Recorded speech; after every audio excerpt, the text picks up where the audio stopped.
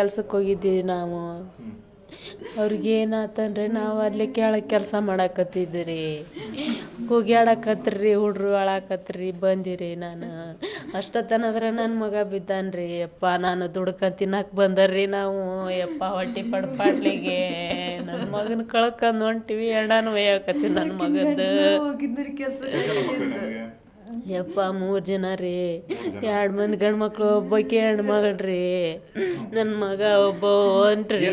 ಯಪ್ಪ ಏನೈತೇನ್ರಿ, ನಾವು ಹೋಗಿದ್ದೀವಿ ರೀ ಕೆಲ್ಸಕ್ಕೆ. ಅವಳು ಅಳಕತ್ತಿನ ಮೇಲೆ ಓಡಿ ಬಂದನ್ರಿ ನಾನು. ಅವ ಅಲ್ಲೇ ನಿಂತ್ಕೊಂಡಿದ್ರಿ. ನಾ ಬಂದಾಗ ಎಂತ ಹೇಳಿಲ್ರಿ ನಾನು. ಯಪ್ಪ ನಾ ಮಗನ ನಡೆಯಲ್ರಿ. ಯಪ್ಪ ನನ್ನ ಮಗ ದವಾಖಾನೆ ಬಂದೇರಿ. ಯಪ್ಪ ಯಪ್ಪ ನಾವು ನೋಡಿಲ್ರಿ. ಯಪ್ಪ ನಾವು ಎಂತ ಯಾರು ಹೇಳ್ಬೇಕ್ರಿ? ಯಪ್ಪ ಗೊತ್ತಿಲ್ರಿ ನಮಗ, ನಾವು ನೋಡಿಲ್ಲಲ್ರಿ ಕಣ್ಮುಟ್ಟ. ನಾವು ಹೋಗ್ಯವಲ್ರಿ ಕೆಲ್ಸಕ್ಕೆ.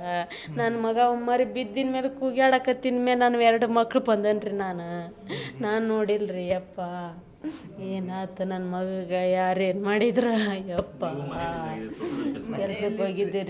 ಕೆಲ್ಸಕ್ಕೆ ಹೋಗಿದ್ದೀರಿ ನಾವು ಗಂಡ ಹೆಂಡತಿ ಕೆಲ್ಸಕ್ಕೆ ಹೋಗಿದ್ದೀರಿ. ಯಪ್ಪ ಮಗ ರಾಘು ಹೆಗ್ಡ್ರ ತೋಟದಾಗ್ರಿ.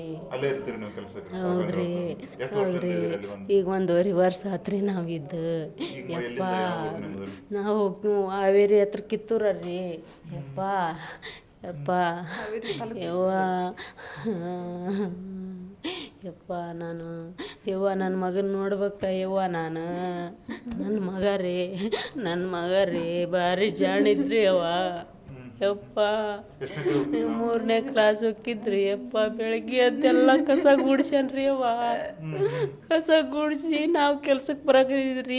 ಶಾಲಿಲ್ಲ, ನಿಧಾನಾಗಿ ತಿಂಡಿ ತಿಂತಾರ ಅಂತಂದು ಉಪ್ಪಿಟ್ಟು ಮಾಡಿಟ್ಟು, ಅನ್ನ ಸಾಂಬಾರು ಮಾಡಿಟ್ಟು ಅವ ಟಾಯ್ಲೆಟ್ಗೆ ಹೋಗಿದ್ರಿ. ನಾವು ಕೂಗಿ ಹೇಳಿದ್ರಿ ತಿಂಡಿ ತಿನ್ನಂತ. ಅವ್ರ ಅಪ್ಪನೇ ಹೇಳ್ಯಾನ್ರಿ ಉಪ್ಪಿಟ್ಟು ತಿನ್ನಪ್ಪ ಅಂತಂದು ಹೇಳೇರಿ.